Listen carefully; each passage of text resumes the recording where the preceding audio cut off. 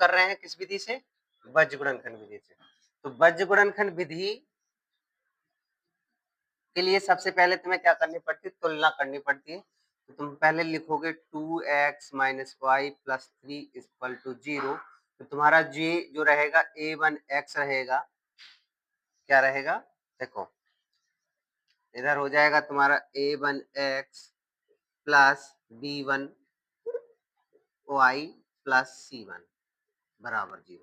तुलना करोगे तो ये तुम्हारा a1 मिलेगा, इधर तुम्हें b1 मिलेगा और इधर c1 मिलेगा। ठीक है, ऐसे समीकरण, ये समीकरण 1 से है और समीकरण 2 से क्या क्या मिलेगा? देखो समीकरण 2 से भी निकालेंगे 3x माइनस 5y प्लस 1 बराबर 0। इधर तुम्हारा ये हो जाएगा a2x plus b2y plus c2, ठीक है, बराबर 0। तो इधर तुम्हारा ये रहेगा a2, ये b2 और ये c2। ठीक है, अब इसके लिए सबसे पहले तुम्हें क्या करना होता है? फॉर्मूला, बीजगुणनखंड विधि का फॉर्मूला लिखना होता है। या तो याद कर लो या फिर बना लो। ठीक है, या फिर याद कर लो या बना लो। कैसे बनाएंगे? देखो ऐसे बनेगा, ये अगर तुम x के लिए बना रहे हो, ये तुम्हारा x है, इसके लिए बना रहे हो तो इन दोनों को लेना पड़ेगा। ठीक है, नीचे तो लेंगे b1, इधर त्रिया गुणा करो b1 c2, तो b1 c2 माइनस क्या हो जाएगा? c1 b2। ठीक है, इस x के लिए बना। अब बनाएंगे y के लिए। y के लिए क्या बनेगा? ये देखो y वाला है तो ये वाले छोड़ दोगे, ये वाले दोनों लोगे। ठीक है, तो a1 c2 हो जाएगा माइनस c1 a2 हो जाएगा, c1 a2 हो जाएगा। ठीक है, और अब आखिरी के लिए 1 रखेंगे।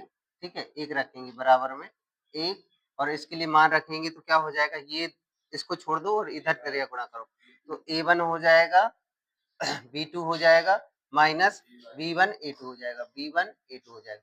या तो तुम इस फॉर्मूले को याद कर लो, x बटे v1 c2 minus c1 v2, y बटे a1 c2 minus c1 a2 और 1 upon a1 v2 minus v1 a2।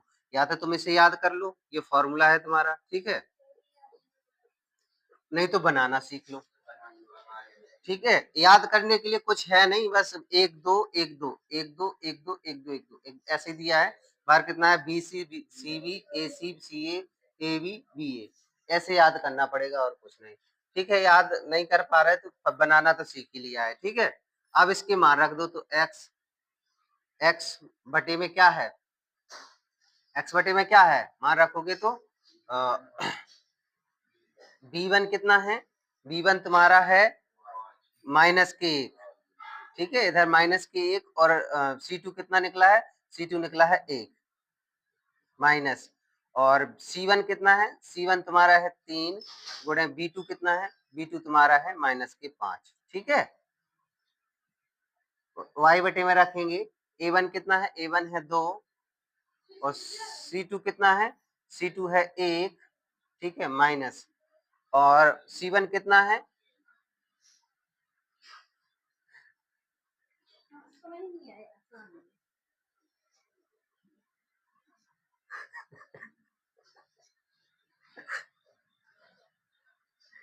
ठीक है, इधर देखो a1 कितना है?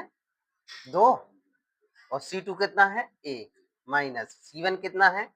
3 और a2 कितना है? a2 है तुम्हारा 3। ठीक है, 1 अपॉन, मान ध्यान से देखते जाना सही रख रहे हैं या नहीं, कोशिश करना समझने की पूरी। और a1 कितना है? 2 और b2 कितना है? माइनस के 5। ठीक है, और b1 कितना है? b1 है माइनस के 1। अभी क्या कैसे करो, अभी लिखो माइनस के 1 और फिर क्या है? a2 कितना है? 3। अगली लाइन में करेंगे इसे। ठीक है, तो ये हो जाएगा x और ये हो जाएगा माइनस के 1 और ये माइनस माइनस प्लस के 15। ठीक है, बराबर ये हो जाएंगे y और ये हो जाएंगे 2 एकम 2 और 3 एक 9। ठीक है, और ये हो जाएंगे माइनस के 5 दूनी 10 और ये प्लस के 3 एकम 3। ठीक है, अब इतना हो गया। अब इन्हें जोड़ के इधर लिखते हैं। ठीक है, इन्हें जोड़ के इन्हें सही से लिख देते इधर, ठीक है। तो x बटे में कितना है 14 बराबर y बटे में कितना है माइनस के 7 बराबर ये कितने हैं 1 बटे माइनस के 7 ये है। अब देखो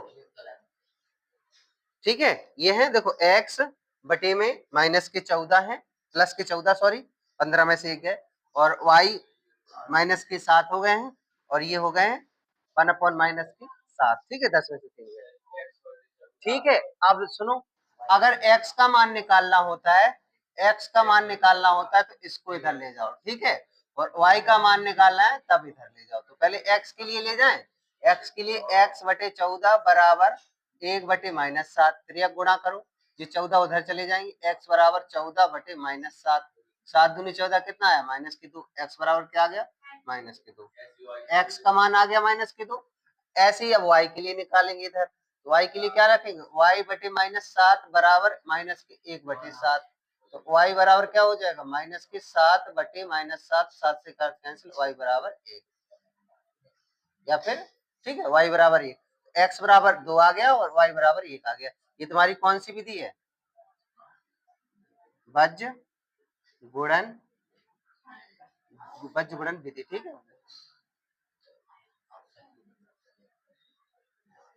नोट कर लो इसे।